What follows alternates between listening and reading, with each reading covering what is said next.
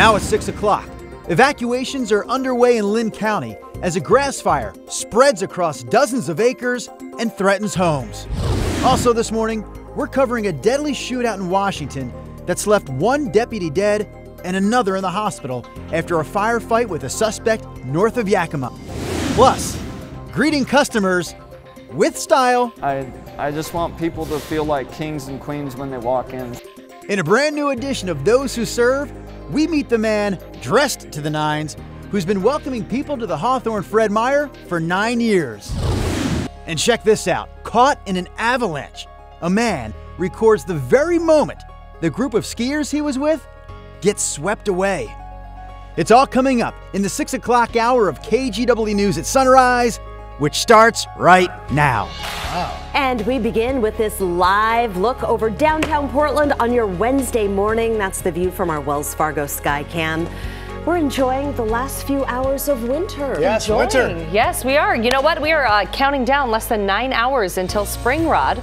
We are. You know that? I'm telling you that. 8 hours and 57 minutes to be exact. There we go. Although winter like this could last a little while. Well, yeah, yes. it shouldn't be so bad. So 2:58 this afternoon, everybody should take a selfie of themselves. Show us what you're doing the exact second of the vernal equinox. We have the full worm moon being captured out over the Pacific from our Pacific City camera. And at the bus stop, a little bit of high cloudiness up top. We'll go partly cloudy today. It's the last kind of crazy warm day for a little while. 46 out the door, 64 at lunchtime. Temperatures will hit 70 in some spots again this afternoon. Here's a look at those clouds, but no moisture from them, at least not for us. Here's Chris McGinnis. All right, Rod, first trouble spot of the morning commute. Heads up in Clark County. If you're about to hit the roads in Vancouver, you've got this to contend with. Little fender bender action on I-5 near Mill Plain. Left lane already blocked, and look at this. We are in mid-morning form. And not good form at that here with the commute. I-5 South is plugged up past SR 500. That drive coming in from Main Street now is just about 20 minutes to get you down to the Fremont Bridge. Brenda? All right, thanks, Chris. We're beginning this morning with breaking news in Lynn County. That's where a wildfire is forcing people to evacuate. What you're seeing here is an emergency vehicle at one of the roadblocks. This is near the town of Lyons, outside the North Santiam Recreation Area. Fire officials say about 35 homes are threatened, along with another 30 barns and other buildings. This all started yesterday when two different fires merged. So far, about 60 acres have burned. Marion County 911 says 15 different fire agencies are on the scene. The Lynn County Sheriff's Office says it does not expect the evacuation notice to be lifted until later this evening. Our Tim Gordon is on the scene and will have more details coming up in our next half hour. It's 2 minutes after 6 o'clock now. People that live in a Forest Grove neighborhood are breathing a little easier today after police say a reported home invasion was actually a hoax. Investigators believe a man faked a break-in to cover up his own theft from the Girl Scouts. Christine Pitawanich is live with us in studio this morning. Christine, that setup sums it up. This is a pretty bizarre story. Yeah, Drew, and I've got to be honest, there are still questions that need answering in all of this. And for a while, neighbors were really freaked out about the whole home invasion part. But police say Brian Couture staged it all to cover up another crime.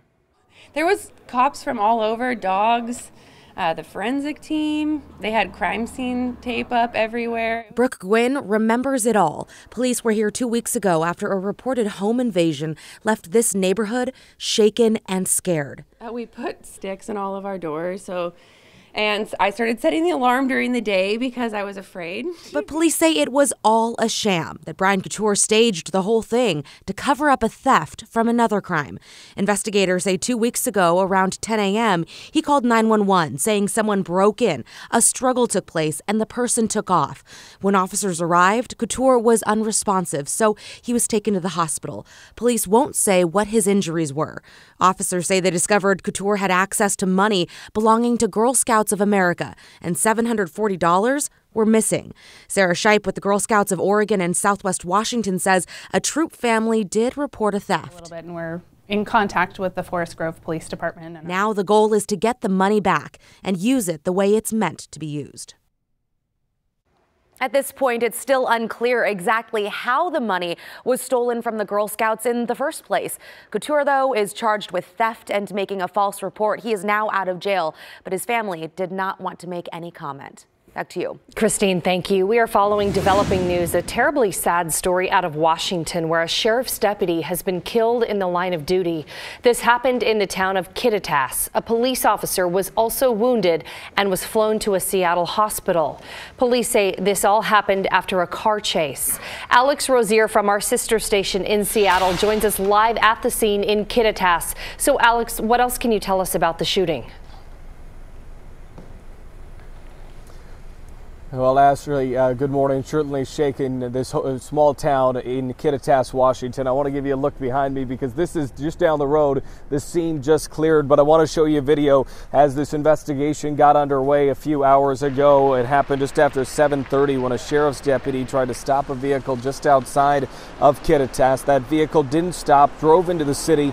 The suspect finally stopped at the end of Pierce Street, where I'm standing right now. The suspect then just got out of the vehicle, exchanged gunshots with a deputy and a police officer. The deputy was shot, pronounced dead in Ellensburg nearby. The police officer was also hit. He's at Harborview Medical Center in Seattle, but still alive in satisfactory condition. The suspect is also dead. We spoke with a neighbor who heard it all unfold.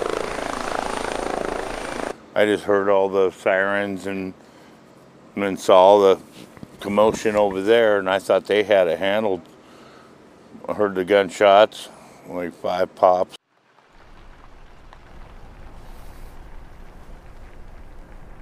Now, a few hours ago, law enforcement gathered for a procession honoring the deputy who died. You can see the scene outside of Kittitas Valley Hospital in Ellensburg. We're not going to know the names of the officers involved until the families have been contacted. But as you look live here at the end of Pierce and 6th, this is where this investigation and the scene took place until just about hour ago. According to the Officer Down Memorial page, the last line of duty death for the Kittitas County Sheriff's Office was almost 60 years ago to this very day. So it's been a very long time. The Ellensburg Police Department will be leading this investigation nearby, and there's going to be a press conference later today beginning at 10 a.m.